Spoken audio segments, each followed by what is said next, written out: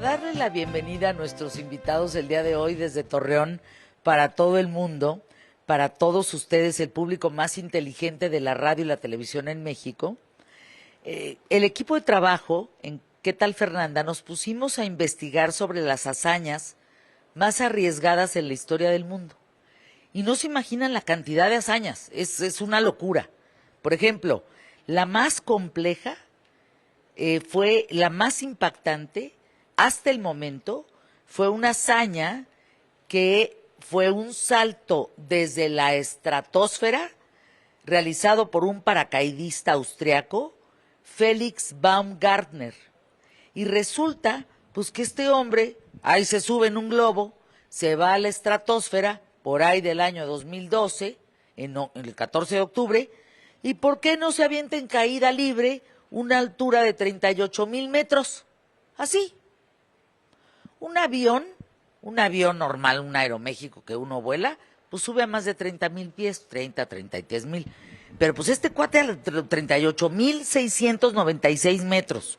Bueno, sobrevivió y este hombre rompió, Baumgartner, se convirtió en el primer humano en romper la barrera del sonido sin propulsión vehicular con su cuerpazo. Alcanzó una velocidad, yo no sé cómo no se le paró el corazón.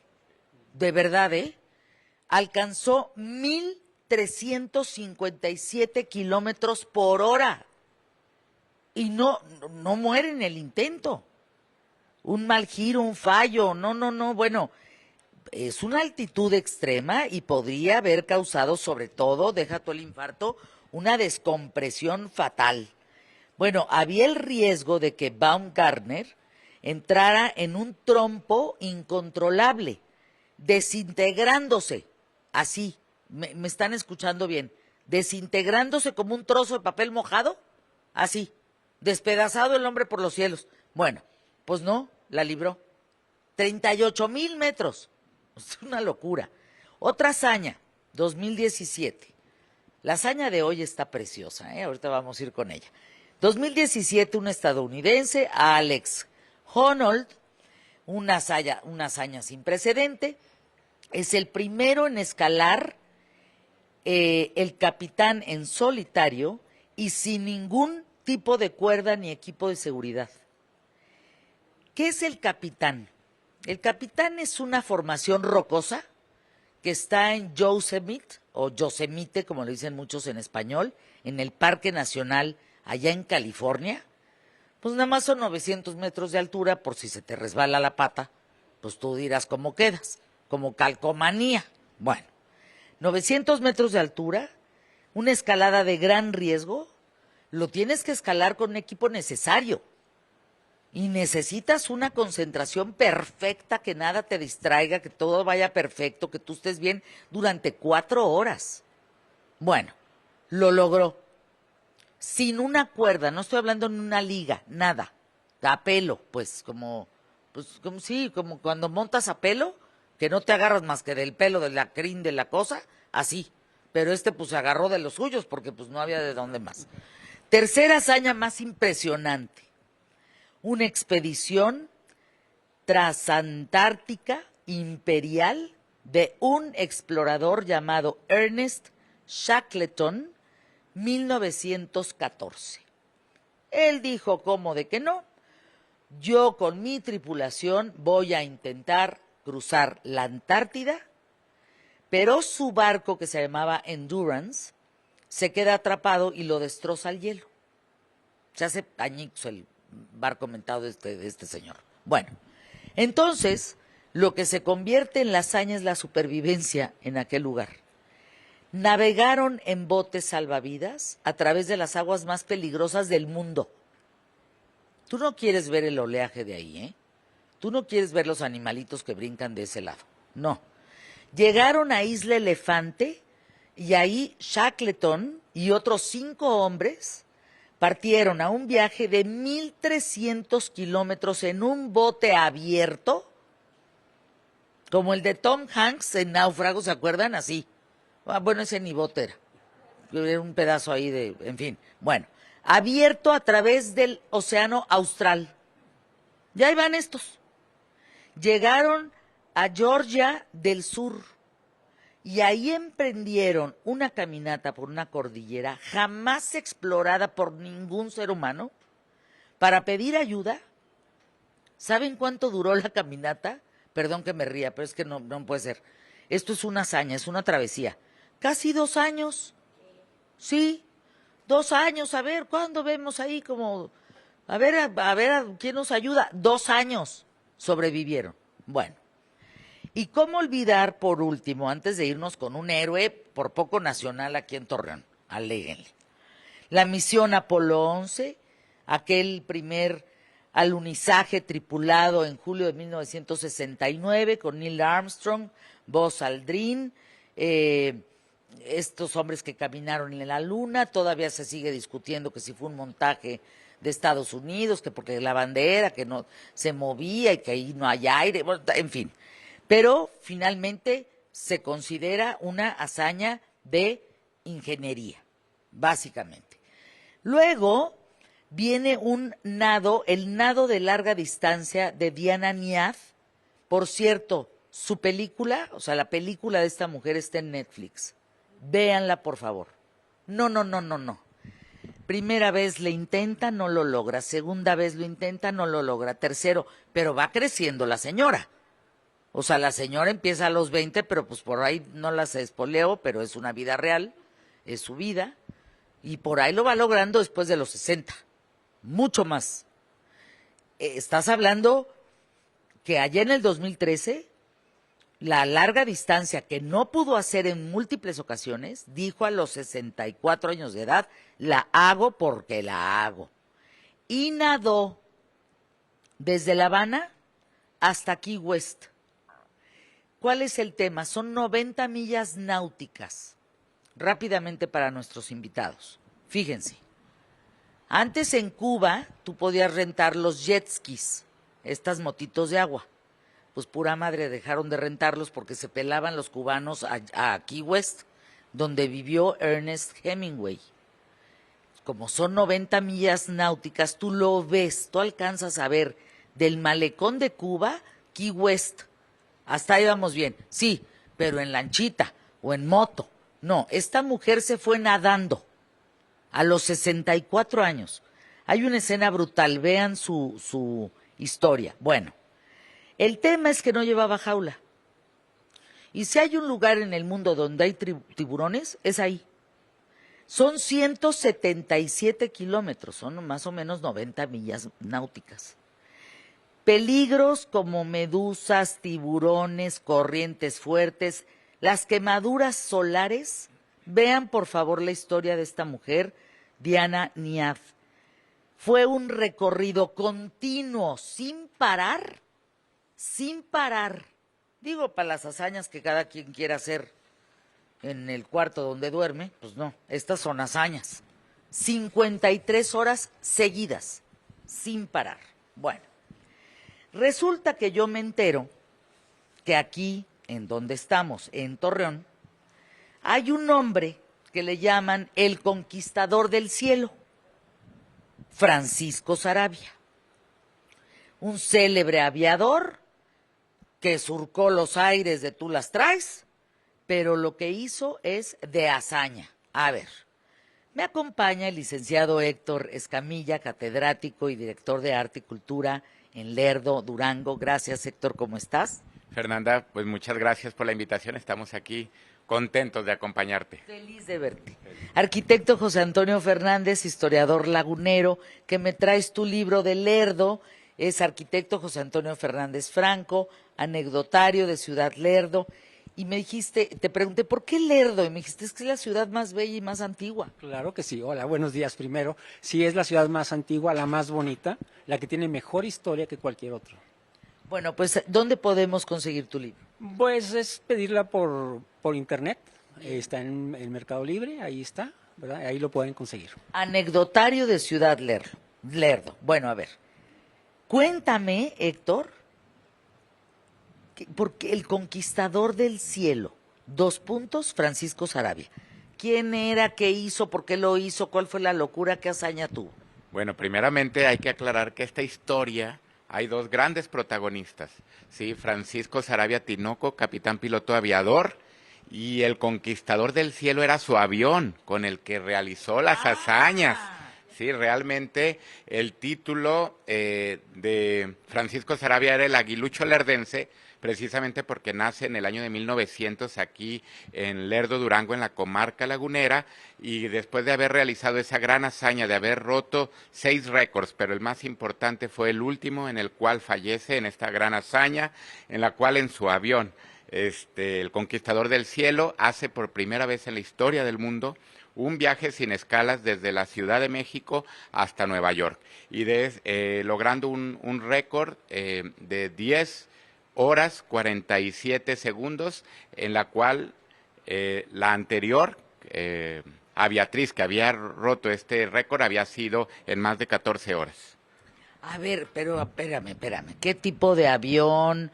Porque una cosa es irte como en el de Juan Pazurita, que yo cuando vi a Juan Pazurita arriba de ese mosco dije, bájate, mi niño, ojos preciosos, bájate de ahí, no te vayas a dar en toda tu...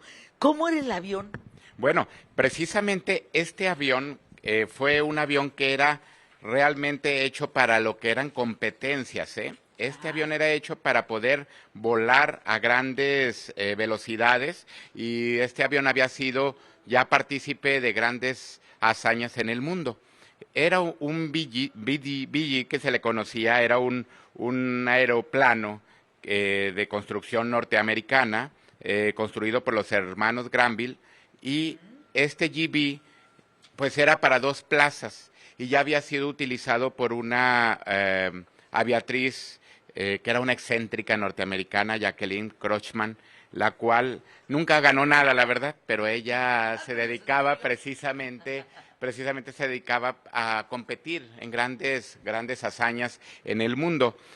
Después de su última hazaña, en la cual no logra nada ella, pero se siniestra el avión, Francisco Sarabia lo adquiere siniestrado.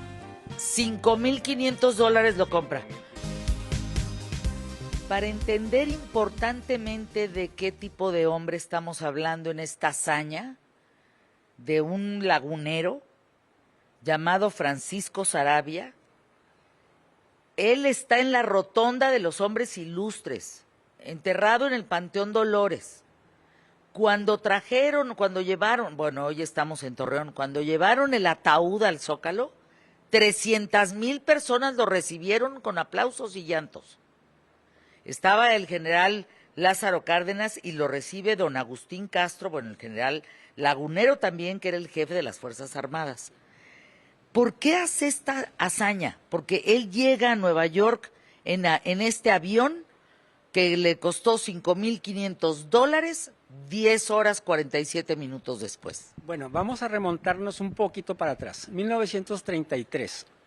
En 1933 viene en un viaje especial el avión, el Cuatro Vientos, que viene directo desde Sevilla, Cuba, México. Entonces, viniendo aquí, se accidentan los pilotos, que era Barberán y Collar, y de ahí dice en ese tiempo el presidente, vamos a hacer un viaje recíproco para conmemorar a estos hombres que perdieron la vida viniendo hacia México. Llegando aquí, dice, bueno, vamos a hacer entre todos los pilotos que existen, va a decir quién va a ser el elegido por hacer el viaje, en este caso va a ser Francisco Sarabia. Francisco Sarabia se da cuenta de que es un viaje muy importante, que él realmente no le interesaba tanto esto, él quería llamar la atención. Ajá. Pero pasa que aquí pasó con los Barberán y Collar, pierden en la selva, en Tuxtla, no aparecen los aviones y entonces se van. Ahora sí vamos a hacer un avión nuevo. En ese tiempo Abelardo L. Rodríguez, que era el presidente de la República, dice, vamos a hacer un proyecto para que hagamos un viaje recíproco. ¿Sí? Dice, tienen 3 condiciones. Primero, que sea de manufactura mexicana, de diseño mexicano y hecho en los talleres nacionales de México. Y así fue. Así fue, pero eso fue en el 33. Para el 34, que estaba terminado, resulta que el avión no funcionaba. Entonces, Francisco Sarabia dice desde un principio, este avión no funciona, lo voy a probar. Para poderlo probar tuvieron que hacer una pista de 2 kilómetros de distancia, de longitud, y tumbar todas las copas de los árboles de Balbuena. porque el avión no se alcanzaba a levantar. Entonces, cuando lo está probando, se va de lado, se voltea y dice Sarabia, yo ya no le entro a esto, ya no quiero hacer nada con esto. Pasó el tiempo, para el 1938, en diciembre, encuentra a su amigo Charles Babb y le dice, vente, aquí tengo un avión que te va a gustar. Y va- es el de los $5,500. $500. Se lo muestra, le quita la lona y dice, mira qué bonito avión, me lo llevo. Se lo lleva, a pesar de que Charles Babb le decía, no te lo lleves, es un avión muy peligroso, pero él se lo quiso llevar. En eso aparece la Feria Mundial y a partir de ahí, en 6 meses rompió 5 récords mundiales, en ese tiempo en el mismo avión, en el Conquistador del Cielo. ¿Verdad? ¿Cuáles? Bueno, rompió el de Los Ángeles, México-Los Ángeles, y luego el de Guatemala, y luego el de Quintana Roo, y el otro no me acuerdo. Pero luego seguía, y luego seguía el que estaba preparando, no me acuerdo. Llega así, iba a hacer el viaje a Nueva York, y prepara el viaje cargando el aparato, un montón de gasolina para poder viajar. Él dijo, yo hago este viaje en 8 horas. Resulta que no, que lo hizo en 10, ¿verdad? 10:40 y tantos. Pero se arranca, se va, muy bien, perfectamente. Ahorita podemos oír el audio donde nos confirma cómo fue su viaje. A ver, vamos a escuchar, esto es inédito, ¿eh? O sea, esta es la primera vez que se escucha. Es la voz de Francisco Sarabia en este tema, en este vuelo, que la tenemos en inglés y en español, pero es la única grabación que hay de su voz, la única, tomada en una entrevista realizada en Nueva York cuando se baja del avión. Escuchen esto en español. En todo el trayecto. Al acercarme a la ciudad de Washington noté que el combustible se me iba agotando, lo que me obligó a disminuir la velocidad del avión casi a la mitad, y esa fue la manera como logré llegar a esta ciudad con las últimas gotas de gasolina. El próximo vuelo que pienso intentar de México a Buenos Aires, quiero que lo hagamos entre 3 pilotos mexicanos para que poco a poco sean conocidos en el extranjero los nombres de todos los pilotos mexicanos que van destacando. Quiero dar las gracias a todo el elemento oficial, al gobierno muy especialmente, presidente de la República, al general Jesús Agustín Castro, al general Melgar y todos los que han contribuido directa e indirectamente para el éxito de este vuelo. No lo puedo creer. Para el éxito de este vuelo. Ahora aquí Héctor Escamilla, ¿cómo es que muere? Es cierto que por ahí la leyenda que en el avión de Sarabia los gringos le habían puesto algo en el tanque y por eso se cae en Potomac. Bueno, sí, hay una anécdota por ahí que dice, la gente en México estaba enardecida porque creían que los gringos habían saboteado su viaje porque no podían permitir que alguien que no fuera estadounidense lograra romper un récord de esa magnitud. Mas, sin embargo, ya después, la autopsia, por llamarle así, que le realizan al Conquistador del Cielo, arroja que había por ahí un trapo en el escape que a lo mejor cuando se le dio mantenimiento, llegando a Nueva York, pudo haber provocado el accidente. Recordemos que no era un avión un trapo, que era una camiseta de algún mecánico que después incluso se sospechó que era de su propio hermano, que el hermano era el mecánico encargado precisamente de darle la atención. Hay muchas anécdotas muy, muy raras, pero él llevaba una misión diplomática. El general Lázaro Cárdenas del Río, presidente de la República, le dijo, te vas a llevar esta carta, y si logras tu hazaña se la tienes que entregar en sus manos al presidente Roosevelt en Washington. Entonces él vuela de Nueva York a Washington a entregar la carta, no estaba Roosevelt presente porque estaba enfermo, pero deja la carta y toma el avión.